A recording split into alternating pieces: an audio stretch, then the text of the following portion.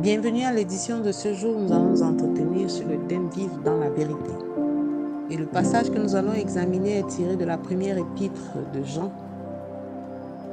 Au chapitre 1, verset 6, il est écrit: Si nous disons que nous sommes en communion avec lui et que nous marchions dans les ténèbres, nous mentons et nous ne pratiquons pas la vérité.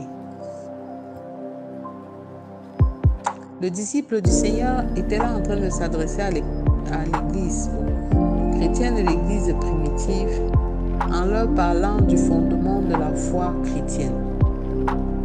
Beaucoup se disent chrétiens, beaucoup proclament, ils professent et ont accepté même Christ, mais leurs attitudes, en revanche, rament à contre-courant de ce que la parole de Dieu nous enseigne et de ce que le Seigneur Jésus-Christ, au travers de ses Écritures, attend de nous. Ce qu'il disait pour les chrétiens de cette époque est encore valable pour les enfants de Dieu de notre temps. Le problème, c'est que nous voyons une recrudescence d'enfants de Dieu qui proclament et acceptent et confessent Christ partout, mais dans les rues, mais qui ont une attitude qui laisse perplexe sur leur réelle identité spirituelle. Et il dit, si nous disons que nous sommes en communion avec lui Jésus, et nous ne marchons pas, et que nous marchons dans les ténèbres, nous mentons. Comment faire pour ne pas être des menteurs? Comment faire pour éviter de marcher dans les ténèbres? En ces temps où nous sommes tentés de plusieurs manières, en ces temps où de plus en plus la foi et le zèle de plusieurs est en train de diminuer. Alors l'une des étapes, c'est de connaître cette vérité. Parce que nous ne pratiquons pas la vérité et nous sommes dans les ténèbres parce que nous ne sommes pas en communion avec lui. Cette vérité qui est Jésus, nous recevons cette vérité comment?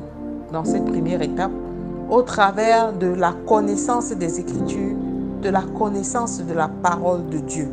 Et nous recevons Christ au travers de son Esprit Saint. Il est là, il est disposé. Le fait n'est pas de mémoriser les versets, de les réciter, mais de réellement entrer et de lire, de pouvoir interpréter la parole, à la lumière de laquelle nous recevons la vraie vie, la véritable vie, à la lumière de laquelle nous sommes enseignés sur ce que le Seigneur attend de nous, étape après étape, sur les fondements de la vie d'un réel enfant de Dieu. La deuxième étape consiste à recevoir cette vérité. Une chose est de connaître ce que le Seigneur attend de nous. Une autre est de recevoir cette vérité, de recevoir cette lumière dans notre cœur et de préserver notre cœur de telle sorte que, quelles que soient les agitations du camp ennemi, cette vérité ne puisse pas s'éloigner de nous. Jésus-Christ lui-même disait à ses disciples en disant « Étroit est le chemin qui mène vers la vie et la vérité, et large est la voie qui mène vers la perdition. » Cette réception de cette lumière en nous ne nous rendra pas nécessairement la vie plus facile, mais nous donnera la possibilité de pouvoir entrevoir étape après étape, dans les épreuves comme dans les difficultés, la main de Dieu, et surtout de pouvoir croire et espérer en Dieu au travers de tout ce que, dans tout ce qui nous arrive, de compter sur Dieu et exclusivement sur Dieu dans tout ce à quoi nous devons faire face. La troisième étape, donc, c'est celle-là, appliquer, et c'est le plus difficile. Lorsque nous avons connu la vérité, nous avons connu qui est Jésus, nous l'avons connu au travers de son Esprit Saint, nous avons expérimenté, nous avons reçu sa lumière. Comment rester et continuer à l'appliquer? Comment rester et parler aux gens autour de nous et convaincre les gens de ce que notre Seigneur et Sauveur est le meilleur choix qu'ils puissent faire? Comment rester dans la discipline de la marche avec Dieu au point de ne pas se laisser emporter par les tentations du monde actuel et de ne pas faire comme le monde est en train de faire, de ne pas suivre les perditions du monde, de ne pas suivre les charmes du temps actuel. Comment? Ce n'est pas évident de tous les jours être au top et de réaliser à 100% ce que la parole dit. Mais en tant qu'enfant de Dieu, parce que nous sommes imprégnés de sa vérité, nous ne voulons pas marcher dans les ténèbres et nous voulons continuer à pratiquer la vérité. Nous refusons d'être des menteurs et nous donnons le meilleur de nous avec l'aide du Saint-Esprit pour continuer à marcher dans cette vérité et ne pas être des enfants de Dieu hypocrites.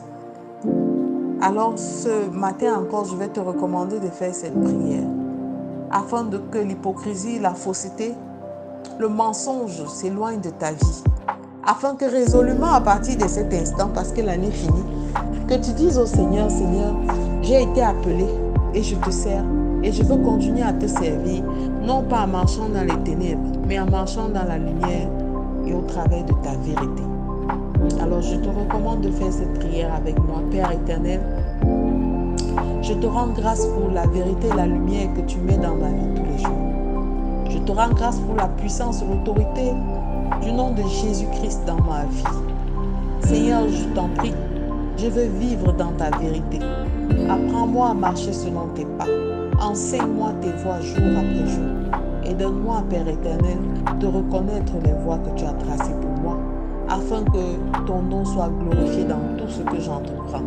Béni soit ton Saint-Nom. Au nom de Jésus-Christ, nous avons prié. Amen, amen, amen.